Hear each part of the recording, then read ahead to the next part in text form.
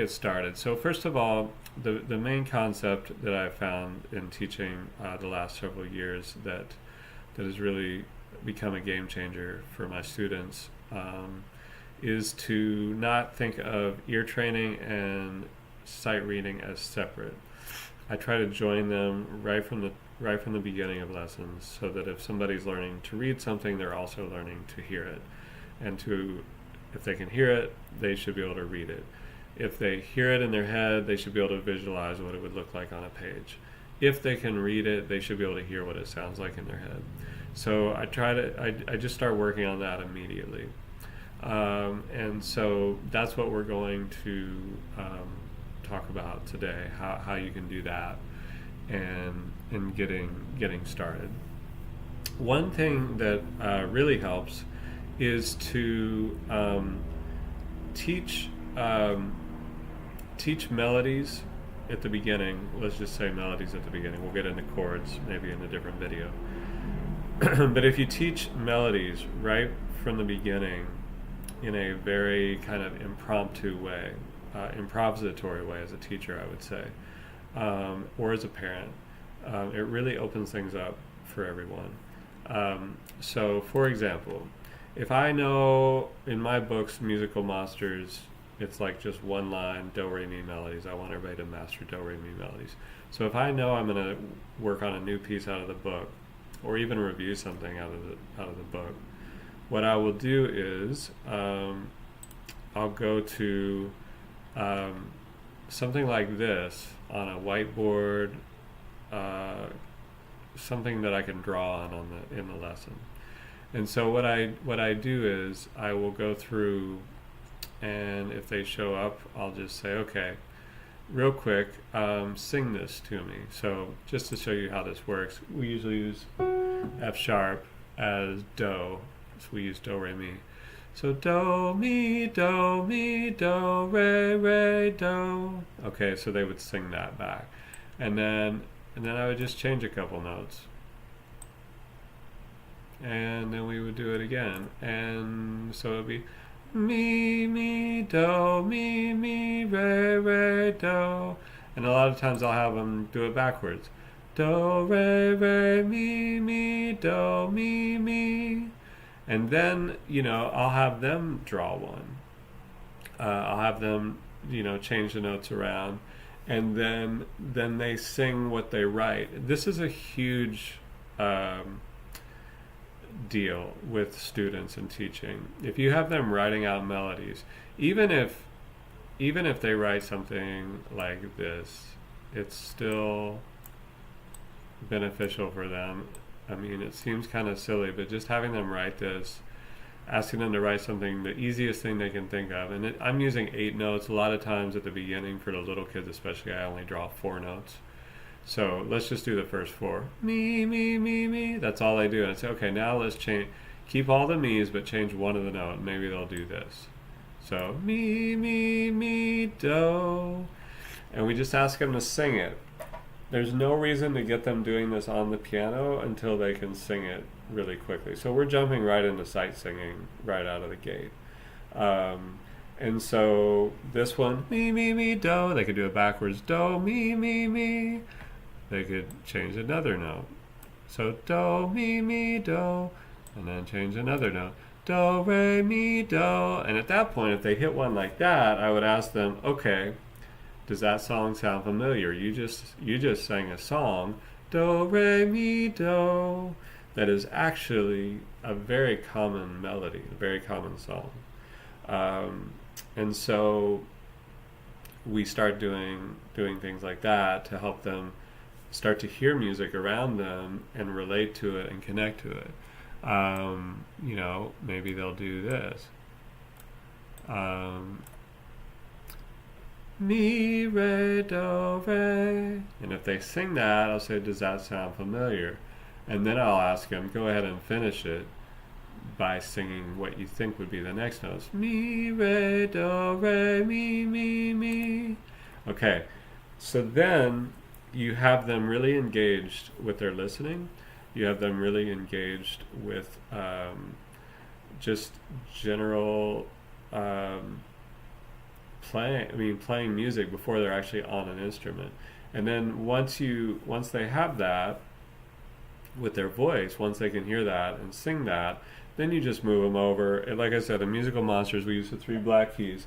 So they would just move to the piano, and I'd say, and this is key, I would say, sing and then play this. So, mi, re, do, re, mi. Okay, so it would be like that.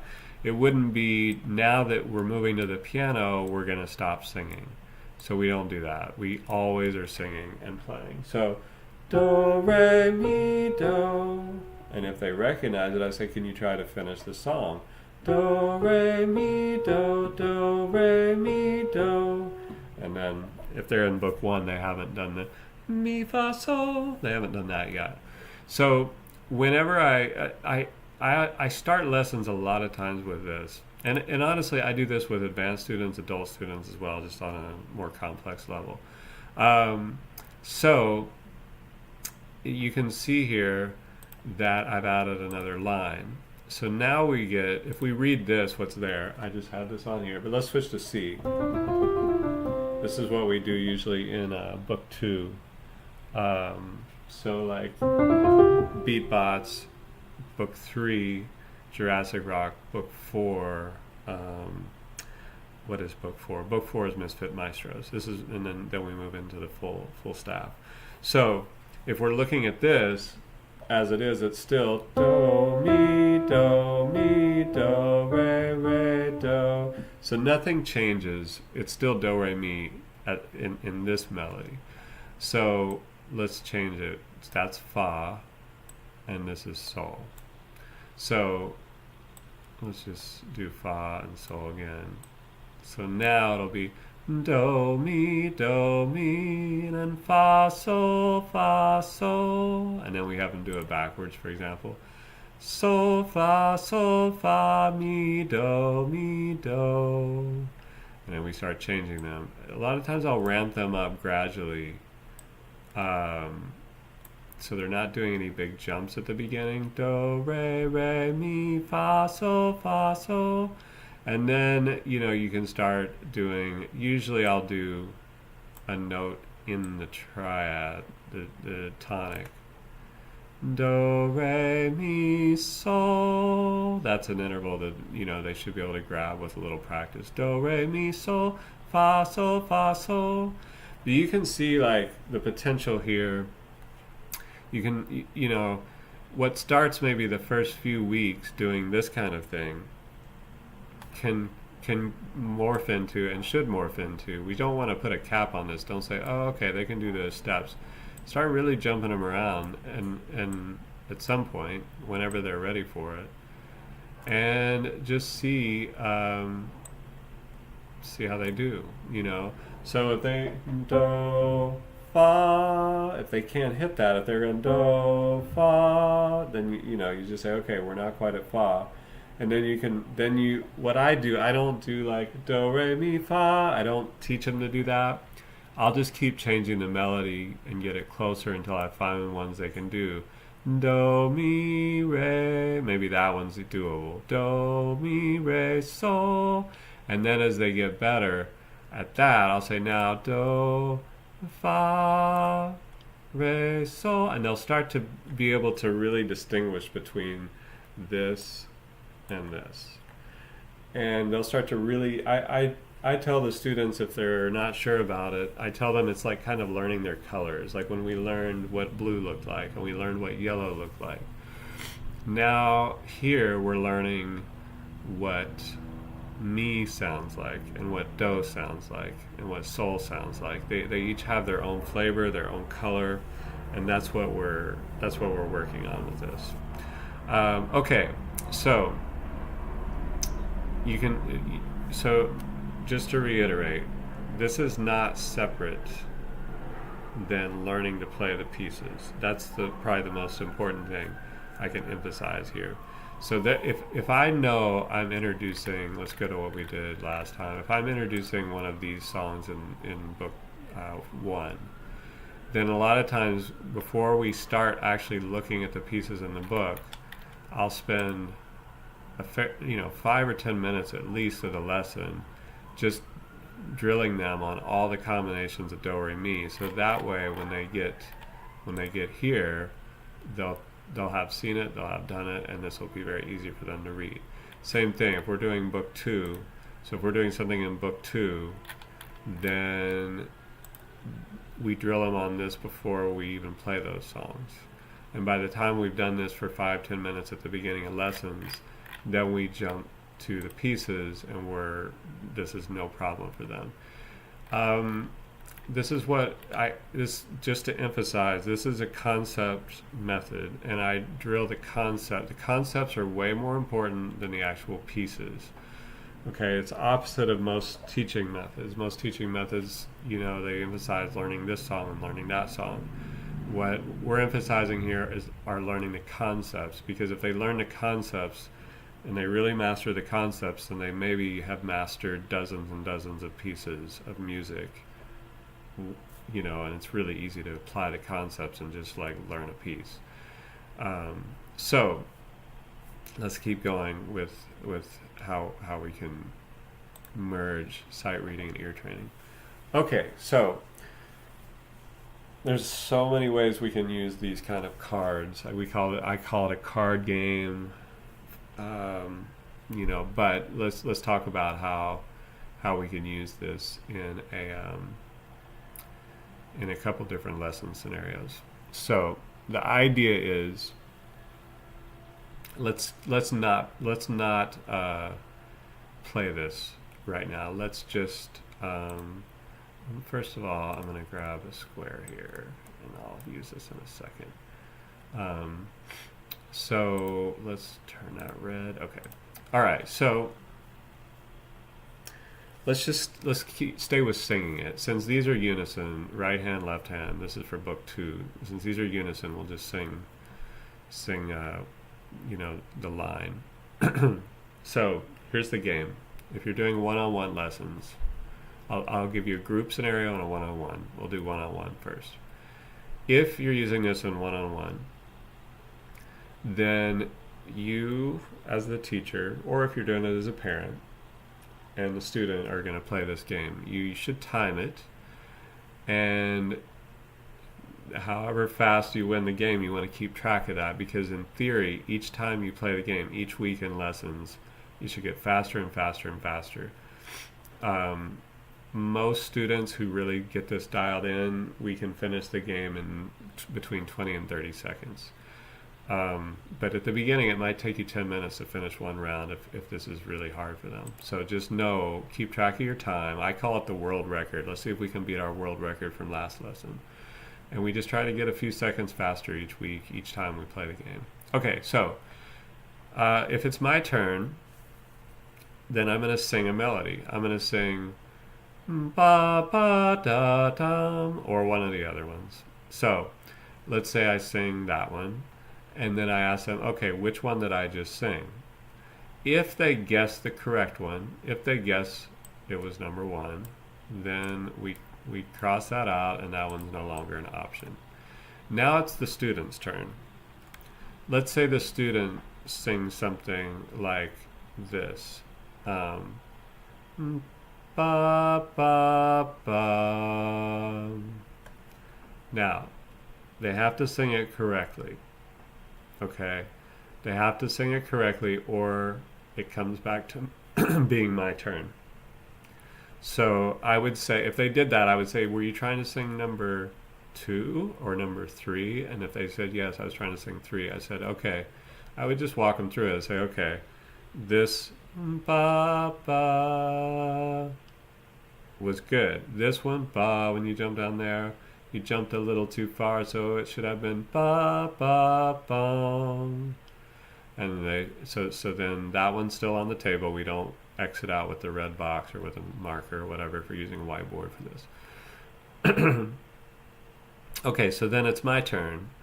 And I would do something like da, da, da.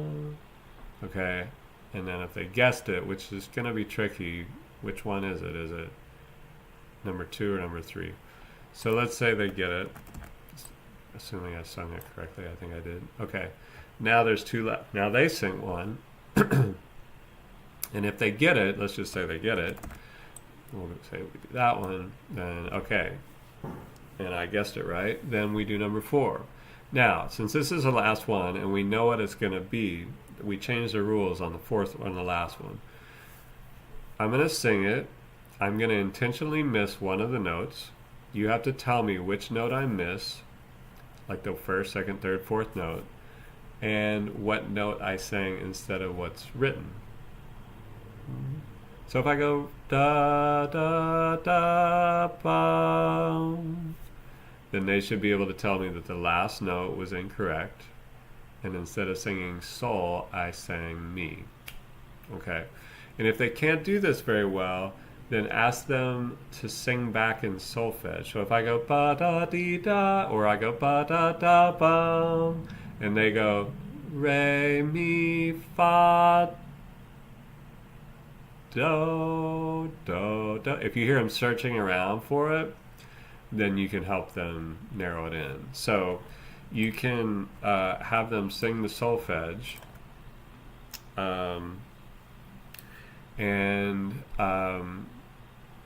actually, let me keep one of those. You can sing the solfege and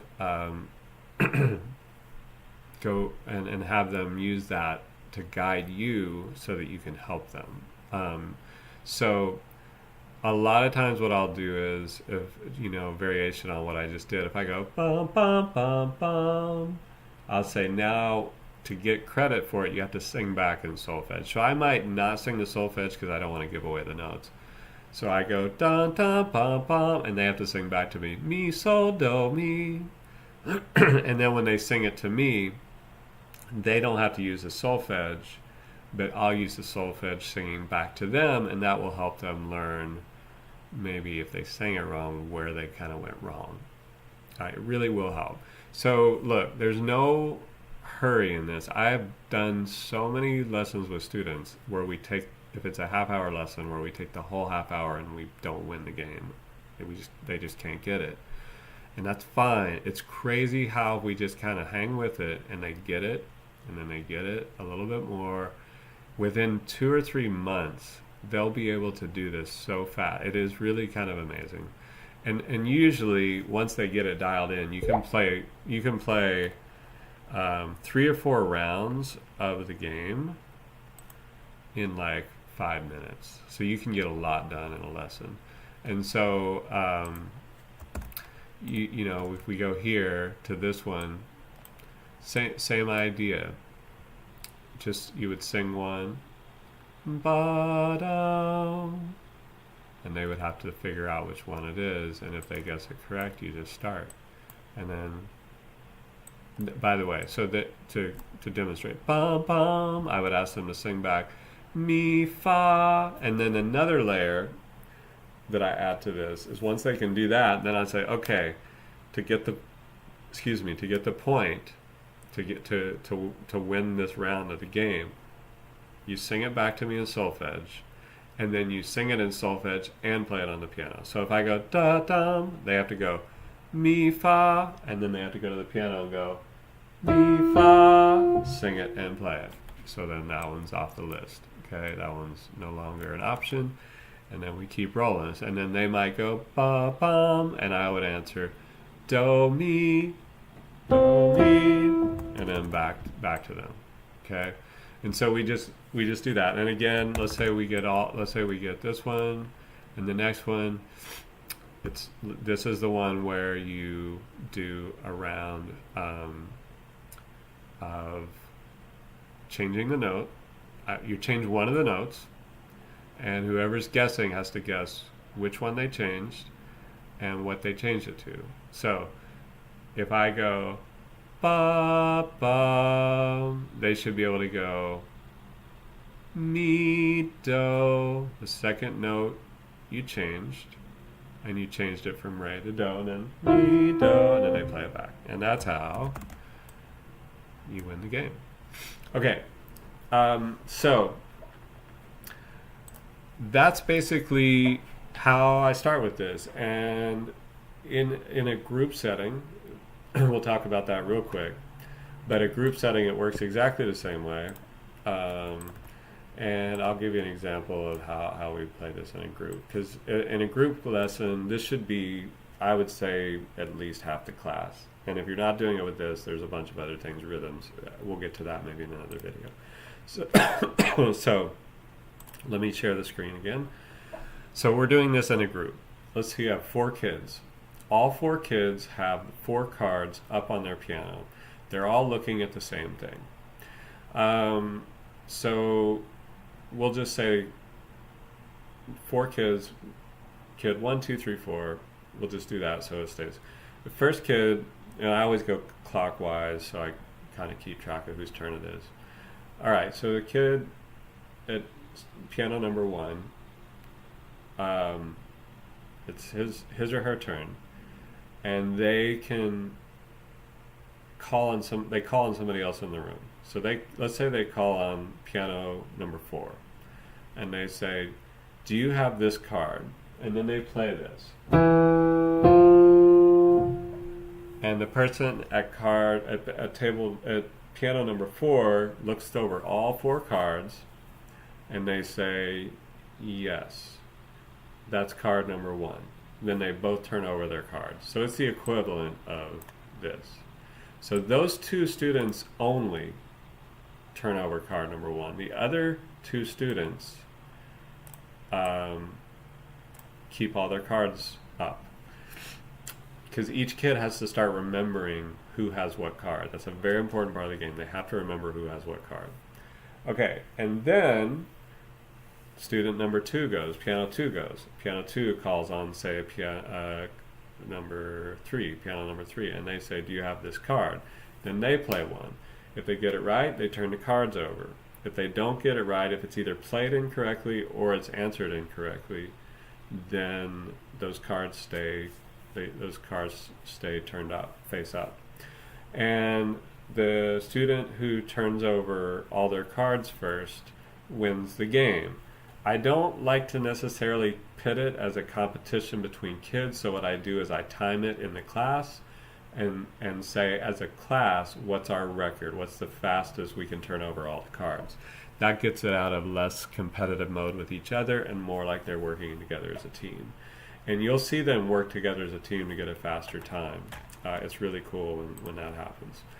Okay, that's a lot. That was dense. I know it was a short video. I guess it wasn't that short, but there's a lot in here. So if you have questions, go ahead and leave them in the comments, and we can dig into this stuff further.